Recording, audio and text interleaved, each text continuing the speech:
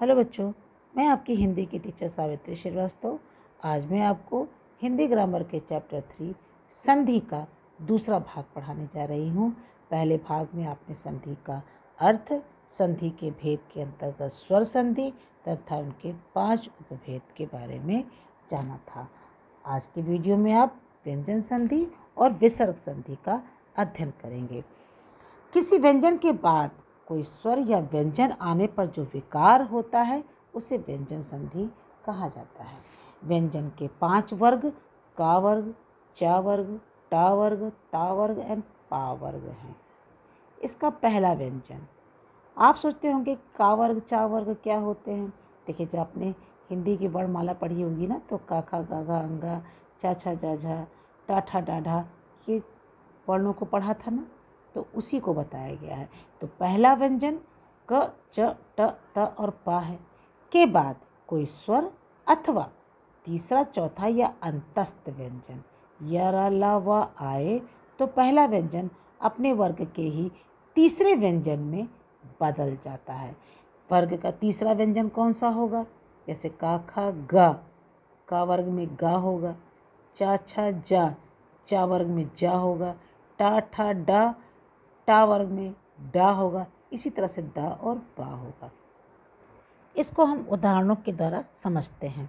जैसे क प्लस अ ग, दिग प्लस अंबर दिगंबर, क प्लस बड़ी ई घी, वाग प्लस ईश वागीश। तो देखिए, क में छोटा आ जुड़ा तो ग बन गया, क में बड़ी ई जुड़ी तो घी बन गया।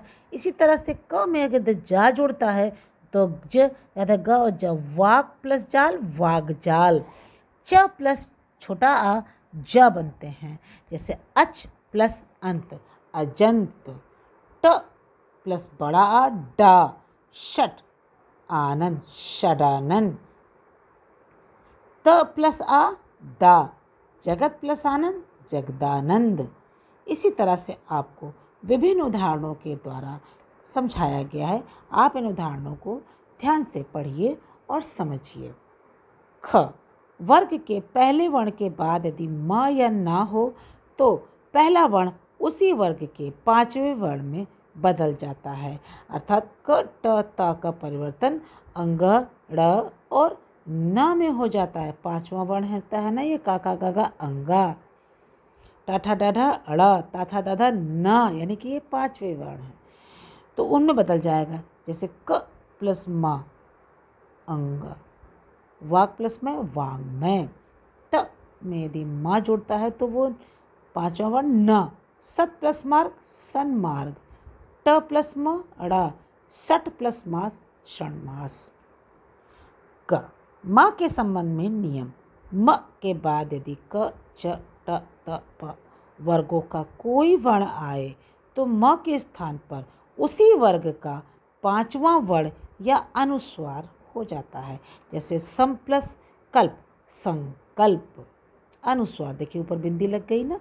सम प्लस जय संजय, सम प्लस पूर्ण संपूर्ण, यानी कि म के बाद यदि क, च, ट, त, प आया था ना, का भी आया था, ज, प भी आया, इसी तरह से तो उनमें अनुस्वार लग गया। सम प्लस घात संघात, सम प्लस तुष्टि संतुष्टि। इसी प्रकार से संबोधन, संचय, संदेह और संभावना है।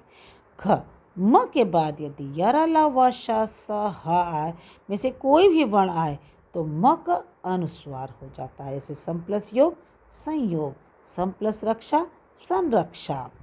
यानी कि देखिए, सम में म के बाद या आया ना, बताया गया था यरा ला व श स ह में से कोई भी, और इनको आपको विभिन्न उदाहरणों के द्वारा बताया भी गया।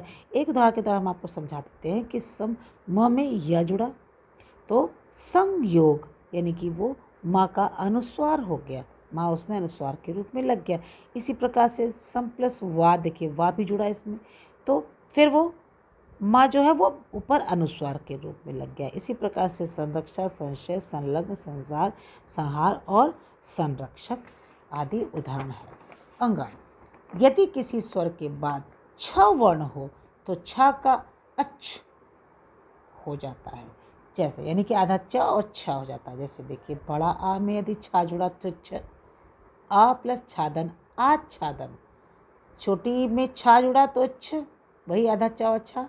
वि प्लस छेद विच्छेद। और इसी तरह से छोटा आ में जुड़ा तो स्वच्छंद, स्व प्लस छंद स्वच्छंद। और छोटा ऊ में छा जुड़ा तो अनु प्लस उच्छेद छेद अनुच्छेद।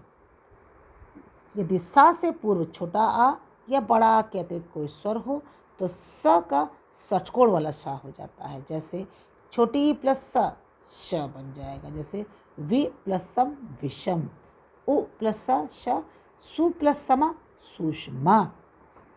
इसी प्रकार से यदि री र श षटकोण वाला श के बाद न हो न वर्ण तो न का अड़ा हो जाता है। जैसे रि प्लस न ऋण, तर प्लस न तरण, भूष प्लस अन भूषण और परि प्लस नाम परिणाम।